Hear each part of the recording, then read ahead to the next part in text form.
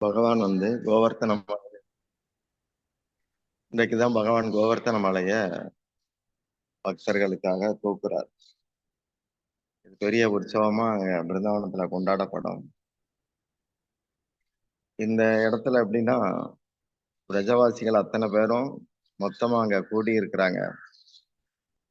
மலைக்கு அடியில பகவான் வந்து தன்னுடைய இடது கை சுண்டு விரலால தாங்கி பிடிக்கிறார். பக்தர்களை காப்பாத்துறது அவருக்கு ஒரு தூசி தான், ஒரு பெரிய விஷயமே இல்லை.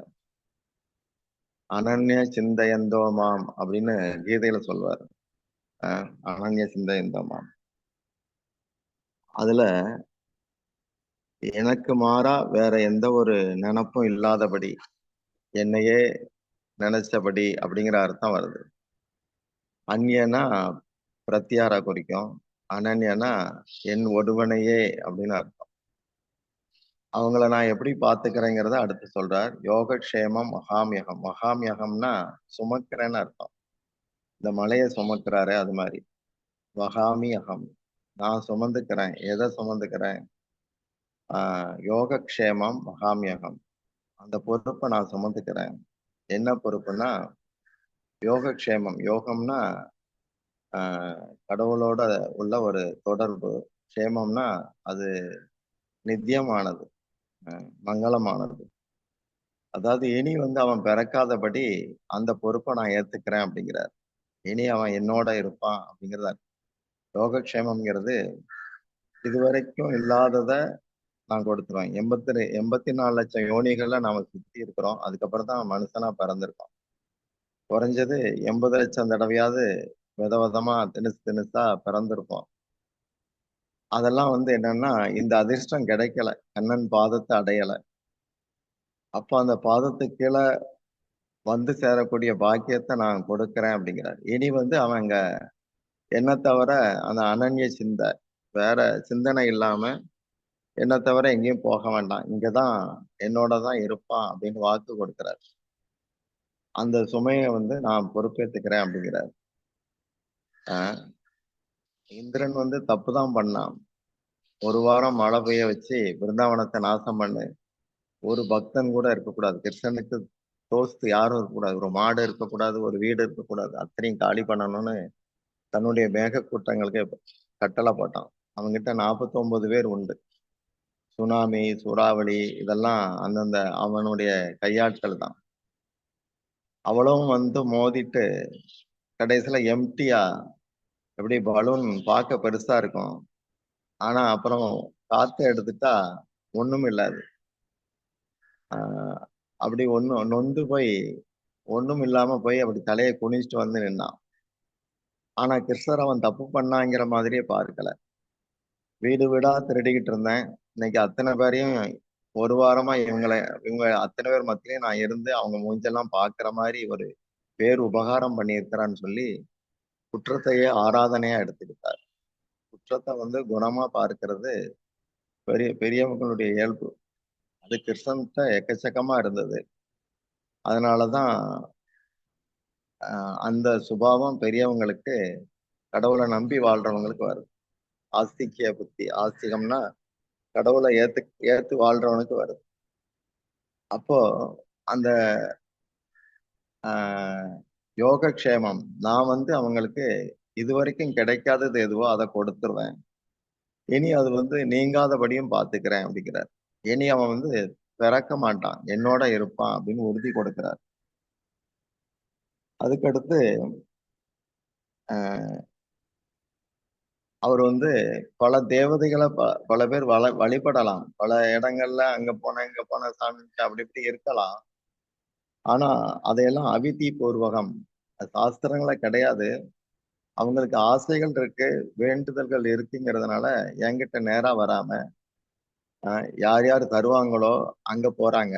ஆனா அவங்க தரணும்னா என்கிட்டதான் கேட்டு தரணும் அப்படிங்கிறார். நான் ஒரு பேங்க்ல கேசியர் பணம் தராருன்னா அதுக்கு கேசியர் காரணம் இல்ல, அதுக்கு மேல கையெழுத்து போட இன்னும் அத்தாரிட்டிகளா இருக்கான். எல்லாத்துக்கும் மேல அது என்னோட பணம் தான். எனக்கு எது வந்து சேரணுமோ அதை வந்து சேர்க்கறதுக்கு சில தேவர்களை இறைவன் நியமிச்சிருக்கிறார். அதை தாண்டி தரணும்னா தேவர்களுக்கு தேவாதி தேவனா இருக்கிற ஆதி தேவனான கிருஷ்ணர் வந்து முயற்சிக்கணும். அது மாதிரி பார்த்துக்கலாம். அதனால அவங்கெல்லாம் வேற மாதிரி அப்படி ஏதாவது ஒரு பூஜை அது இதுன்னு பண்ணா கூட முறை தவறி செய்யறாங்க. ஆனா என்னத்தான் அது வந்து சேருது அப்படிங்கிறார். கொஞ்சம் பாதம் மாறி அங்கங்க பாதை தெரியாம நம்ம எங்கெல்லாம சுத்திட்டு 20 கிலோமீட்டர் எக்ஸ்ட்ரா சுத்திட்டு அப்புறம் வீடு வந்து சேர்ற மாதிரி கடைசியில என்னதான் வந்து சேருவாங்க அப்படிங்கிறார். அப்படி சொல்லிட்டு அடுத்து அகம்ஹி சர்வ யஜ்ஞானாம். ஏன்னா நல்லது பண்றான், அவன் தப்பு பண்ணல. வேற தேவதைகளை வணங்கினா கூட அவன் சும்மா போய் யாரோ ஒரு சினிமாக்காரியையோ சினிமாக்காரனையோ இதய தெய்வமேன்னு அவன் கொண்டாடல. என்னுடைய தேவி என்னுடைய இயற்கையை தானே வணங்குறான். சூரியனை கும்பிடுவான், விநாயகரை வணங்குவான், கார்த்திகேயன் கோயில்ல நிப்பான் திடீர்னு. இதெல்லாம் வந்து என்னுடைய வியாபகம் தானே, என்னுடைய இதுதானே, என்னுடைய இதுதானே, சம்பந்தப்பட்டது தானே. அதனால அவங்களுக்கு நான் தெரிவிக்கிறது என்னன்னா அகம்ஹி சர்வ யஜ்ஞா. யஜ்ஞா அதாவது என்னென்ன நீ நல்லது பண்றியோ அதுகளுக்கெல்லாம் போக்தா நான் தான், பிரபு நான் தான். பிரபுனா எஜமான், எஜமானும் நான் தான், அனுபவிக்கணும் நான் தான் அப்படிங்கிற மாதிரி அந்த 9ஆம் அத்தியாயத்துல அந்த உரிமையை சொல்றார். இப்படி கோவர்த்தனா லீலா மூலமா ஆஹ் எப்படி அர்ஜுனன்ட்ட எல்லாம் நானேன்னு வேற ஒரு திணுசுல காட்டினார். ஆனா அந்த திணுசுல பிருந்தாவனத்துல காட்டினா கண்டுக்க மாட்டாங்க. இவங்களும் ஐஸ்வர்யத்தை ஆசையா வச்சுக்கல. பணம் வேணும், பொருள் வேணும், அது வேணும், இது வேணும்னு கேட்கல. வெறும் மரத்தடியில கூட வாழ்ந்திருப்பாங்க. ஆனா கோயில்ல கைங்கரியம் பண்ணுவாங்க. அப்படி வாழ்றவங்க பிரஜவாசிகள். ஸோ அவங்க கிட்ட வந்து ஆஹ் இந்த மாதிரி ஒரு உயர்ந்த நிலையில தன்னை காட்டுறார். அவங்களுக்கு வந்து கடவுள் அப்படிங்கிற ஞாபகமே வராதபடி மறைச்சி அவங்கள ஒருத்தனா கிருஷ்ணர் இருக்க முயற்சிக்கிறார். அவங்கள ஒருத்தனா. அதனாலதான் வந்து பசங்கள்லாம் சேர்ந்து கம்புகளை கொடுத்து தாங்கி பிடிப்பாங்க அந்த கோவர்த்தன மலையை. பாக்குறவங்களுக்கு ஊரே சேர்ந்துதான் தூக்கி இருக்குன்னு தெரியும். அது மாதிரி ஒரு சில சின்ன பசங்க மட்டும் கண்ணா இடது கை வலிக்கும், வலது கைக்கு கொஞ்ச நேரம் மாத்து அப்படின்னு பேசுவாங்க. சில பையங்க பலராம்கிட்ட கூட அவனும் கொஞ்சம் தூக்கட்டும் அப்படிம்பாங்க. சில பையங்க பேசாம கீழே வச்சிரு நாங்க பாத்துக்கிறோம் அப்படிம்பாங்க. இப்படி ஆளாளுக்கு பேசுவாங்க. ஒரே ஒரு தாத்தா மட்டும் கிருஷ்ணரே உத்து பார்த்துக்கிட்டே இருந்தார். அப்ப கிருஷ்ணர் கேட்டார், ஒரு கண் அசைவிலே உனக்கு என்ன வேணும், ஏன் இப்படி பாக்குறேங்கிற மாதிரி கேட்கவும் இப்படியே நான் உன்னை பார்த்துக்கிட்டு இருக்கணும் என்னுடைய ஜீவிதம் போறான் அப்படின்னாரு. அவருக்கு அந்த பாக்கியத்தை கொடுத்தார். எப்பவுமே கிருஷ்ணனை தரிசிச்சுக்கிட்டே இருக்க மாதிரி. இது மாதிரி எப்படி எப்படி விரும்புறோமோ அப்படி எப்படி அருள் பாலிக்கிறவரா கிருஷ்ணர் இருக்கிறார். இந்த கோவர்த்தன லீலையில நிறைய சம்பவங்கள் உண்டு. கோவர்த்தனாவுக்கு விருந்து படைக்கிற போது கோவர்த்தன் அதை சாப்பிட்டுட்டு ஏப்பம் விடுவார். ஏப்பம் விட்டதும் சந்தோஷத்துல சில பேர் கொடுத்தத கொஞ்சம் கொஞ்சம் அப்படி பிரசாதமா அந்த கூட்டத்துல உள்ளவங்களுக்கு கோவர்த்தனாக்கு கொடுக்கிறார். அந்த மலை வந்து கிருஷ்ணர் தான். கிருஷ்ணரே கோவர்த்தன ரூபத்துல நின்று அதை கொடுக்கிறார். அப்போ ஒரு பொண்ணுக்கு பிரசாதம் கோவர்த்தனா கொடுக்கும்போது அதுல 2 கம்மல் இருந்தது. அவ ராதையுடைய ஃப்ரெண்டு அவ. உடனே ஆச்சரியமா அதை பார்க்கும்போது ராதா உடனே ஒரு துள்ளு துள்ளி ஓடி போய் அதை வாங்கி அவளுக்கு அதை மாட்டி விடுறா. அந்த மாதிரி ராதா வந்து சுய சுக தியாகம் பண்றவங்க.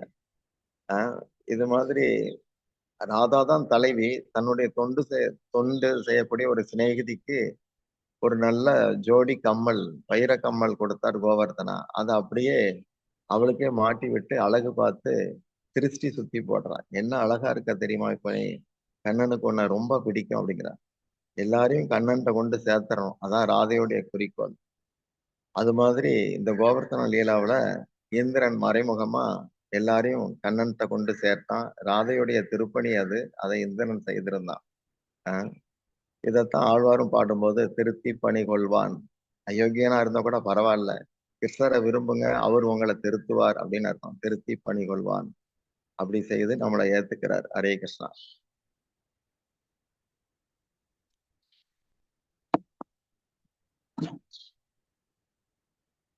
ஹரே கிருஷ்ணா. ஹரி போல் மகராஜ். தண்டவத். தேங்க்யூ.